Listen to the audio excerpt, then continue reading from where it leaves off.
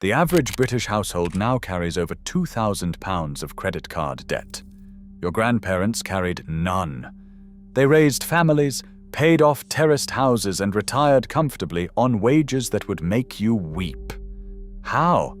20 habits, drilled in by rationing and hard winters, that we abandoned the moment money got easy. Number 14 alone could put £1,000 back in your pocket this year. And number 3, banks spent decades convincing you to forget it existed. Hit subscribe, because this list might change how you spend forever. Let us count down the 20 money habits British pensioners grew up with that would save you a fortune today. Number 20, the Christmas Club. Every November, your nan handed over a few shillings to the woman at the corner shop, the milkman, or the club collector who knocked on doors down the whole street. It went into a book, marked with a stamp, week after week, all year long. By December, there was enough for the turkey, the presents, and a bottle of sherry, all paid for before the first carol was sung. No January dread, no credit card bill landing on the mat like a hangover. In 1955, a family might put away 6p a week and have 30 shillings waiting come Christmas. The genius was not the interest. There was none. The genius was that the money was out of reach. You could not dip into it for a whim because it was sitting in a ledger behind the shop counter. Today, the average British family puts Christmas on plastic and spends until March paying it off, with interest rates north of 20%. Your nan paid for Christmas in July and never gave a bank a single penny for the privilege. Set up a separate account, pay in weekly, and do not touch it. That is a Christmas club. Number 19, the housekeeping tins. On the mantelpiece or in the kitchen drawer sat a row of old tobacco tins or jam jars, each with a label written in pencil. Rent, coal, gas, insurance, boots for the children. On Friday, when the wage packet came home, still in its little brown envelope, your grandmother divided every note and coin into those tins before a single penny was spent on anything else. If the coal tin ran empty, you wore a jumper. If the treats jar was bare, there were no treats. Simple as that. A wage of £8 a week in 1958 was split to the farthing, and the system never failed because the money could only be spent once. Modern banking apps now sell this exact idea back to us as pots and spaces and envelope budgeting, dressed up as a revolutionary fintech innovation. Your grandmother was doing zero-based budgeting on the mantelpiece before anyone had invented the phrase. The lesson is brutal and beautiful. Money without a job assigned to it disappears. Money with a name on the tin stays exactly where it is put. Number 18, darning and mending. When a sock wore through at the heel, your nan did not bin it. She fetched the wooden darning mushroom, stretched the sock over it, and wove new wool across the hole in neat little rows until the sock was stronger than the day it was bought. Trousers got patches at the knee. Shirt collars, when they frayed, were unpicked, turned inside out, and sewn back on to give the shirt another 2 years of life. A pair of children's socks cost about 1 shilling and 6p in 1954, real money when you had 4 children, so every garment was expected to survive multiple repairs. Compare that with today, where Britain sends around 300,000 tons of clothing to landfill every year, much of it barely worn, and the average person buys more than 50 new items annually. A darning needle costs £1, a basic sewing kit a £5. Learning to sew on a button and patch a knee could save a family hundreds of pounds a year, and the fast fashion industry is quietly delighted that almost nobody under 60 knows how. Number 17, the allotment. Behind the railway lines and along the edges of every British town stretched rows of allotments. And your granddad was out there every Sunday morning, rain or shine, with a fork and a flask of tea. Potatoes, runner beans, carrots, cabbages, rhubarb for crumble, and more marrows than any family could reasonably eat. During the war, Dig for Victory turned every spare yard of British soil into food, and the habit stuck for decades afterwards. An allotment plot cost a few shillings a year in rent and could supply a family with vegetables from June to November. Seed potatoes bought for pennies became 100 weight of dinners. The surplus got swapped over the fence, beans for eggs, tomatoes for jam, an entire shadow economy running on generosity and marrows. Today, an allotment plot rents for somewhere between £30 and £120 a year in most councils, and growing even a fraction of your own vegetables can knock several £100s off the annual shop. There are waiting lists again now, the longest since the 1970s. Turns out Grandad was ahead of his time, standing in his wellies. Number 16. Here is where things get interesting. The co-op divvy. This one was so effective that it built an entire movement. Every purchase at the cooperative store earned a dividend. The divvy paid out to members twice a year based on how much they had spent. Your grandmother recited her divvy number at the till, the way people recite phone numbers, and millions of British families treated the payout as a savings scheme in disguise. In the 1950s, the divvy could run to 2 shillings in the pound, a 10% return simply for buying your bread and butter where you always bought it. Divvy Day meant new shoes for the children or the seaside deposit. Here is the part nobody talks about. The co-op was owned by its shoppers, so the profit came back to the street it was earned on, instead of vanishing into shareholders' pockets. Modern loyalty cards are a pale imitation, offering half a penny in the pound while harvesting your shopping data in return. The habit worth stealing is this: never spend money anywhere that gives you nothing back, and treat every reward as savings, not as an excuse to spend more. Number 15. Shopping at the day's end. Your grandmother knew exactly when to walk through the market. Saturday afternoon, half an hour before the stalls packed up, when the greengrocer would rather sell a box of tomatoes for pennies than cart it home to spoil. Bruised apples became crumble. Yesterday's bread became bread pudding. The butcher's odds and ends became Monday's stew. There was no shame in it, only sense, and half the street was doing the same. Meat had no sell-by date printed on it in 1953, only a butcher's honest opinion and a housewife's sharp eye. Today's version of this habit hides in plain sight. The yellow sticker aisle, supermarket reduction times, and food waste apps that sell surplus bakery bags for a couple of pounds. Britain throws away almost 10 million tons of food a year, and the reduction shelf is where a chunk of it can be rescued at a quarter of the price. The pensioners queuing calmly by the reduced section at 7 in the evening are not struggling.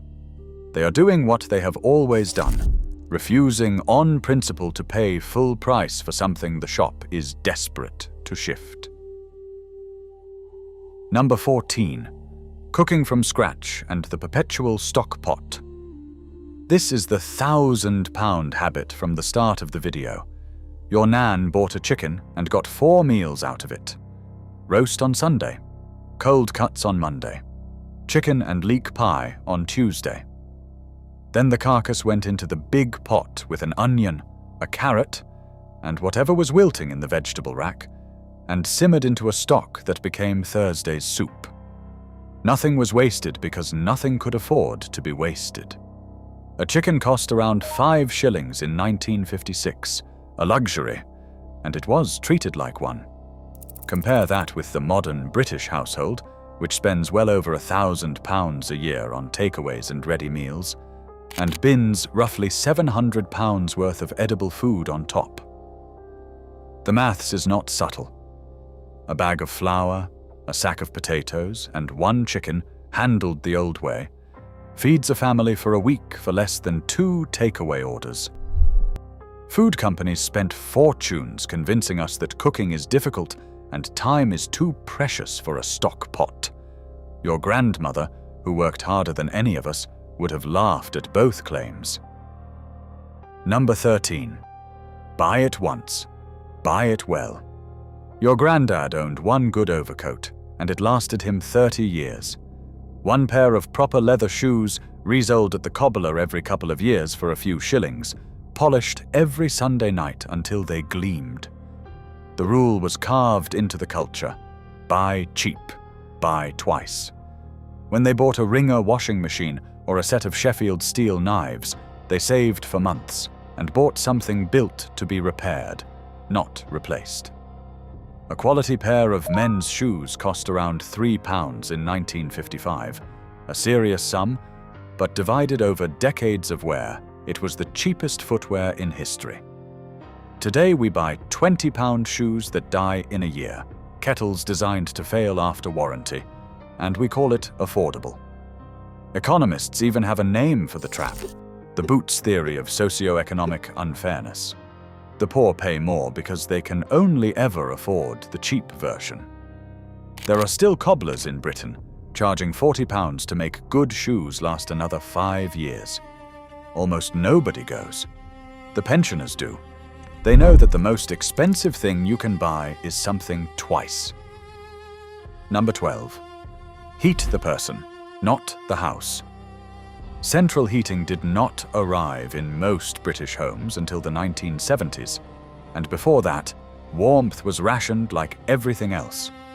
One coal fire in the front room, and the whole family gathered around it in the evening, which is half the reason families actually talked to each other.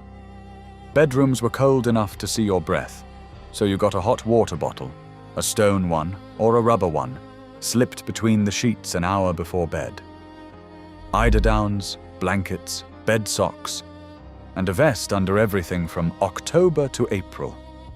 Ice on the inside of the window was normal, and nobody died of it. Nobody is suggesting a return to frozen bedrooms. But the principle survives every energy crisis intact. Heating one room instead of 6, wearing a jumper before touching the thermostat, and using a hot water bottle that costs a penny to fill instead of an electric heater that costs pounds a night.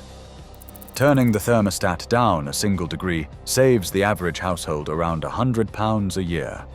Your grandparents would consider a heated empty bedroom an act of madness. They might have a point. Number 11. The rag bag and the string tin. Second pattern break, and this one explains an entire worldview. In every house there was a drawer or a tin that drove children mad. Bits of string, too short to be useful, saved anyway. Brown paper, ironed flat, folded, kept from every parcel. Rubber bands from the post. Buttons snipped off dead shirts, filling old OXO tins by the 100. Jam jars scrubbed and stored in the shed, waiting for jam that would definitely, eventually, be made. It looks like hoarding. It was actually a system. When something broke, the fix was already in the house. Free. In a tin. Wrapping paper was never bought because it was never thrown away. Nothing entered the bin until it had been formally declared useless by a committee of one stern woman. Today we buy sellotape, gift wrap, storage jars, garden twine, and plastic tubs, spending real money on things our grandparents accumulated automatically for nothing. The habit is not about string. It is about a default setting. Their question was, what else can this do? Ours is, where do I buy a new one? One of those questions is free. Number 10. Home haircuts. Once a month, a kitchen chair went in the middle of the floor. A towel went round your shoulders, and out came the scissors and the dreaded clippers. Dad's short back and sides, the boys' identical trims, and Mum setting her own hair in rollers overnight with a headscarf over the top, ready for church.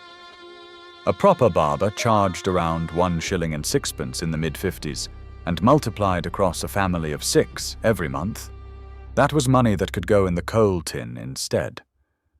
The results were not always elegant. Plenty of grown men still shudder at the memory of the pudding bowl fringe. But the sums were unarguable then, and they are staggering now.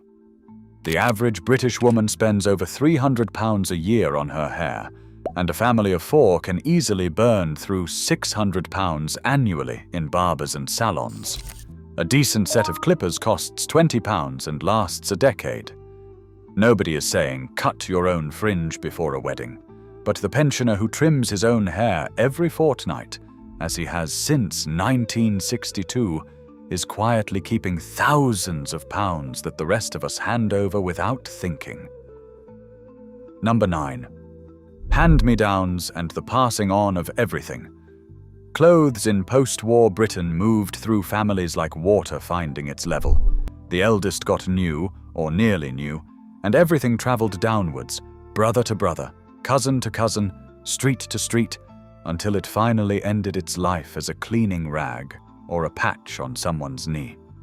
School uniforms were bought 2 sizes too big, with hems taken up and let down as children grew, because a blazer was expected to survive 3 owners. Prams, cots, and bicycles circled the neighborhood for 20 years, repainted, repaired, and re-gifted. There was no stigma, because everyone did it, and there was often ceremony in it. The good coat passed to a niece like an inheritance. Today, parents spend an average of several £100 kitting out each child every single year, while wardrobes bulge with clothes worn twice. The modern versions of this habit, Vinted, charity shops, school uniform swaps, Facebook groups, are booming, and pensioners find the whole thing hilarious, because we have reinvented the hand-me-down and called it the circular economy. Same coat, same sense, new name. Number 8.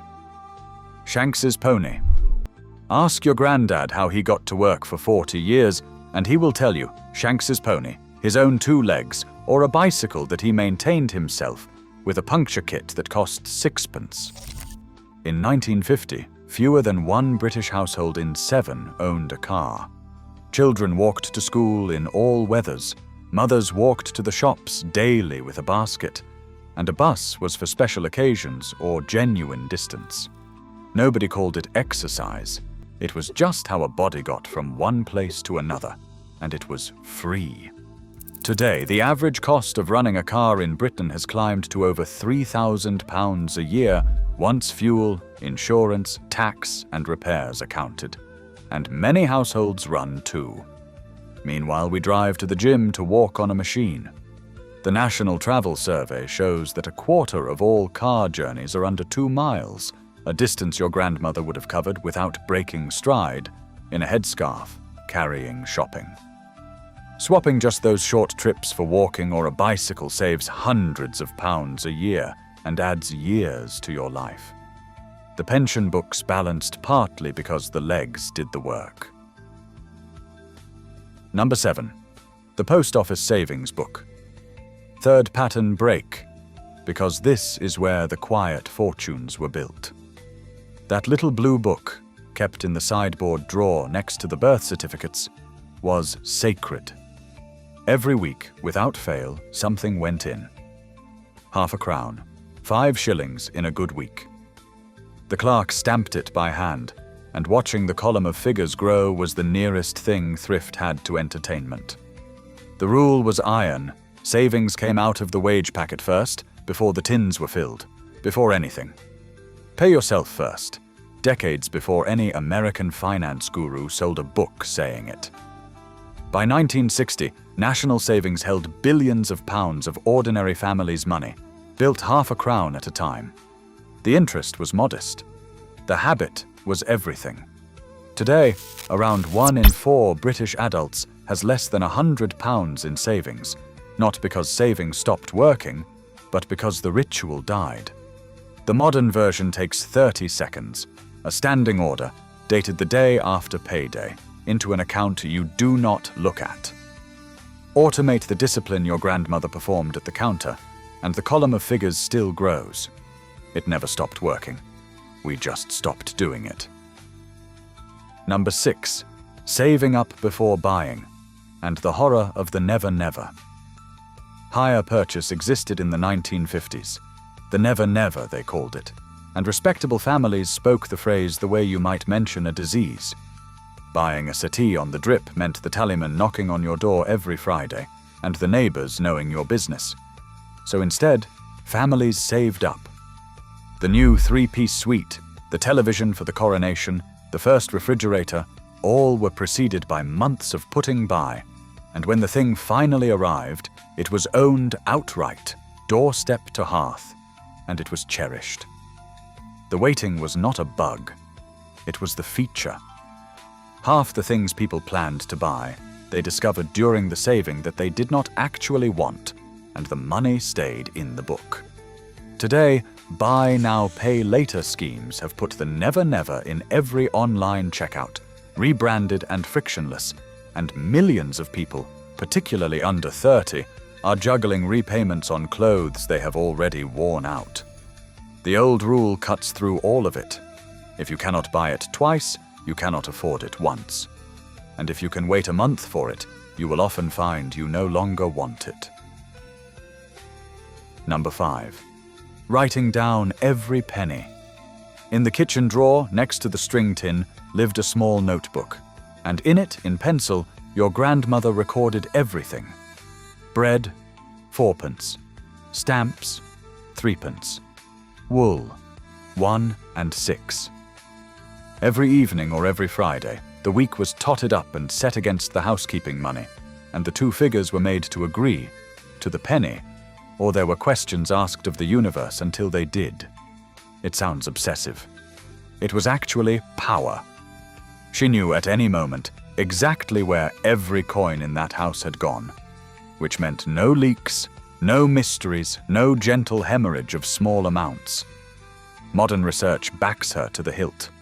People who track their spending consistently spend measurably less, simply because attention changes behavior. The average British adult, asked to guess their monthly subscriptions, underestimates by hundreds of pounds a year. Gym memberships unfrozen, streaming services unwatched, apps auto-renewing in the dark. Nothing auto-renewed on your nan, nothing dared. You do not need an app, though the apps work. You need her habit.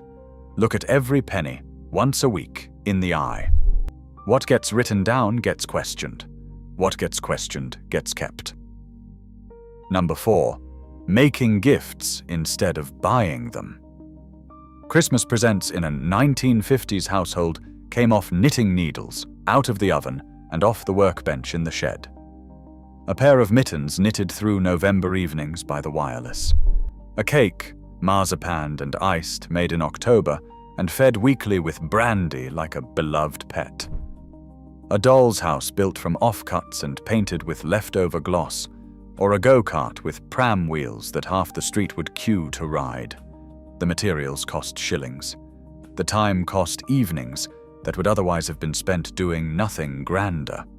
And the gifts were kept, some of them for 70 years, because a thing made by hand carries the maker in it.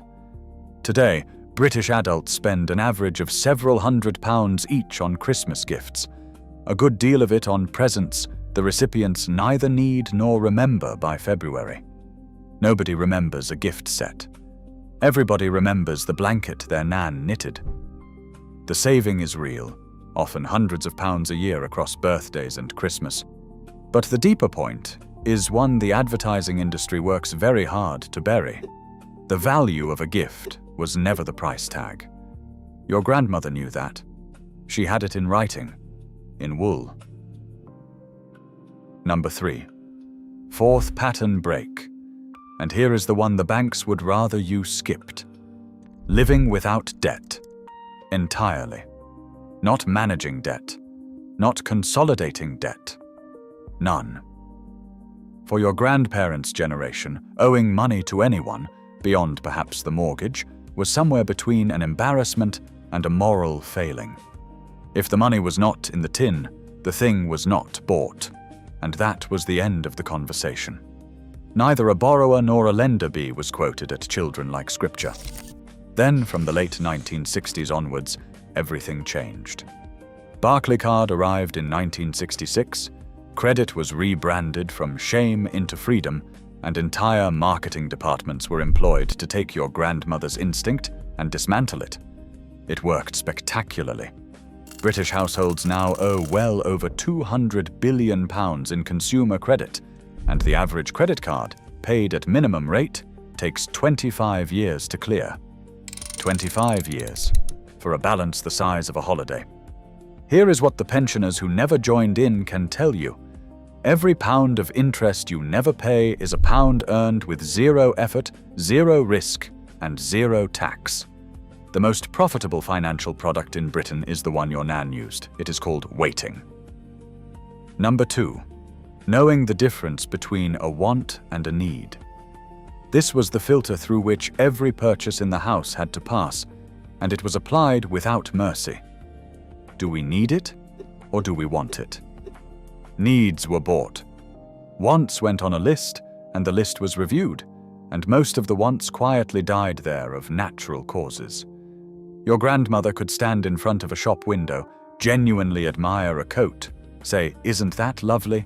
and walk on, entirely at peace, because admiring a thing and owning it were two different pleasures, and she was fluent in the cheaper one. There was even a rule for the borderline cases: sleep on it. If the want survived a night's sleep and a week's reflection, it might be promoted. It rarely was. Modern retail is engineered to destroy exactly this pause.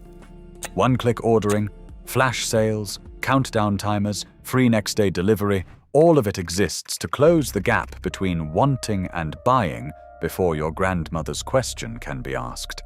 Studies of consumer behavior consistently find that a majority of online purchases are impulsive, and a huge share are regretted. The 24-hour rule costs nothing and beats them all. Want it today, buy it next week, if you still remember it. And number 1, living below your means as a point of pride. Everything else on this list flows from this. Your grandparents did not spend less than they earned because they were poor. Plenty of them, by the 1960s, were doing quite nicely. They spent less than they earned because that gap, the daylight between income and outgoings, was the whole game. And they knew it. The gap was security. The gap was the roof fixed without panic, the funeral paid for without a whip round, the retirement that arrived without terror. Nobody on the street was performing wealth at each other because the culture ran the other way. Flash was suspect, and quiet comfort was the flex. Contrast that with now, when wages have never been higher in real terms, and yet half the country is one missed payday from crisis because lifestyle inflates to swallow every raise and then sends for more. The pensioner who worked 40 years on modest money and owns everything she can see did not beat the system with clever investments. She beat it with a gap, maintained for half a century, 1 sixpence, 1 darned sock, 1 walked mile at a time. That is the fortune. It was never hidden. We just stopped looking. So here is my challenge. Pick one habit from this list, just one, and run it for a month. The notebook, the standing order, the 24-hour rule, the tins. Then come back and tell me in the comments whether your grandparents were simply old-fashioned, or whether they knew something the banks spent 60 years making us forget. Because these were never just habits. They were a fortune, built in pencil and sixpences. Your nan knew. Now you know too.